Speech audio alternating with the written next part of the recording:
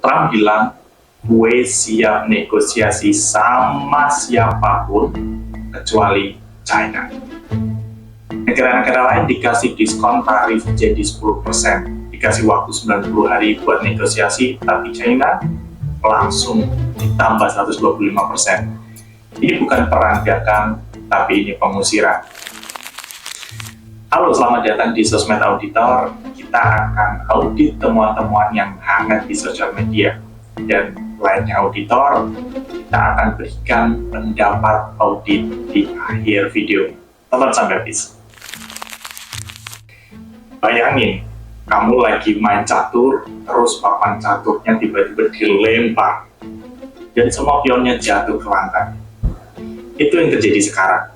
Tarif 125% itu bukan cuma angka. Ini kode keras bahwa gue mau riset ekonomi global, siapa mau ikut? Kata Trump gitu.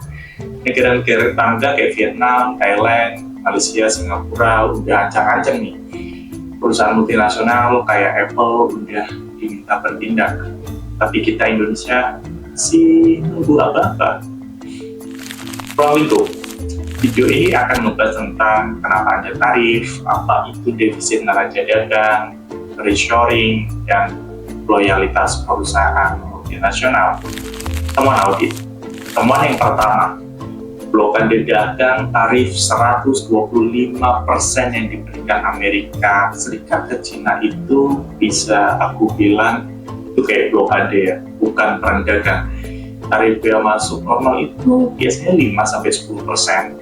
Kalau udah 125 itu namanya bukan pajak, itu hukuman. Ya, jadi barang dari Cina jadi mahal banget. Misalnya, HP yang harganya tadinya 1.000 jadi 2.250. Nggak masuk akal, nggak mungkin laku. Padahal kalian tahu kayak produk-produk dari Apple. Apple itu kebanyakan dari China, dari Vietnam, dari India juga. Dan ini bukan proteksi pasar lagi, tapi ini mencegah pasokan. Yang kedua, temuan defisit neraca dagang. Mungkin ya, ini ya, mungkin. Aku coba baca kata di Mr. Trump. Trump ini mungkin udah kesel atau gede gitu ya, sama neraca dagang yang selalu defisit. Misalnya impor dari Cina 462 miliar, tapi ekspor ke Cina itu cuma 143 miliar. Jadi defisit 319 miliar. Dia anggap ini bentuk penjajahan ekonomi. Solusinya ya naikin tarif, putus supply chain dari China, pindahkan produksi ke negara lain. Nah, masalahnya lebih dari 80 negara tarifnya dinaikkan di atas 10%. Nah, kalau semua negara ini tarifnya dikasih tinggi sama Amerika Serikat, berarti dia mau bilang satu-satunya cara jika mau bisnis sama gue, sama Amerika Serikat, ya bakal nempatnya dong di Amerika Serikat. Nomor 3, reshoring. Reshoring adalah proses memindahkan kembali aktivitas produksi yang tadinya di luar ke dalam negeri. Misalnya perusahaan Amerika yang dulu bangun pabrik di China, sekarang balik produksi lagi ke Amerika. Selama puluhan tahun, banyak perusahaan Amerika Serikat yang pindahin pabrik ke luar negeri. Nyapa? Demi kerja yang lebih murah, pajaknya rendah, regulasinya longgar, dan efeknya jutaan pekerjaan hilang di Amerika Serikat. Kota-kota industri kayak Detroit jadi kota hantu, dan kelas pekerja di Amerika Serikat langsung ditinggalin. Kita mengambil hati mereka dengan narasi, gue akan balikin pabrik-pabrik itu ke sini, gue akan bikin made in USA bisa lagi. Buat Trump, ketergantungan itu kelemahan. Kalau semua produksi vital dikontrol negara lain, Cina misalnya, artinya Amerika Serikat kehilangan kendali. AS mudah ditekan saat krisis, supply chain bisa dihancurkan kapan aja.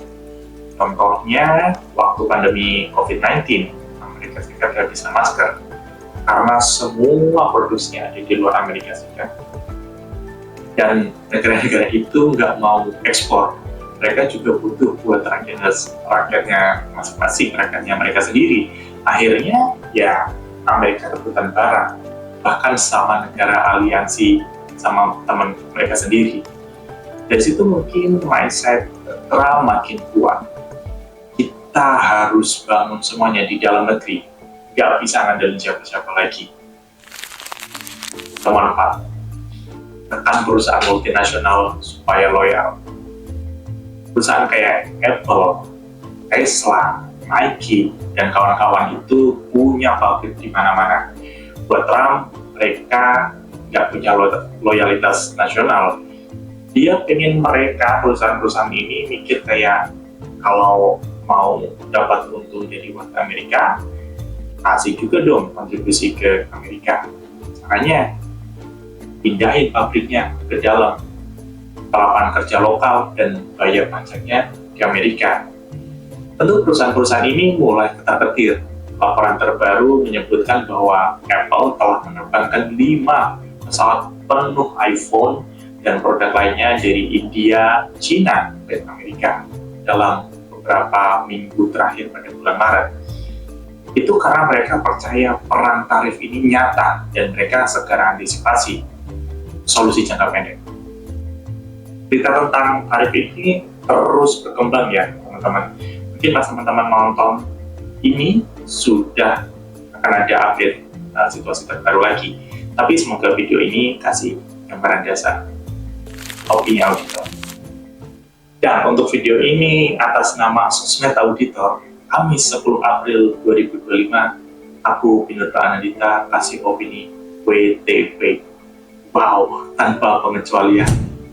Langkah-langkah Amerika ini dilihat dari sudut pandang inovator dan leadership. Ini sangat kuat dan nunjukin bagaimana seorang pimpinan tertinggi menavigasi perubahan yang pasti banyak tidak disukai oleh lawan, bahkan mungkin sama temannya sendiri.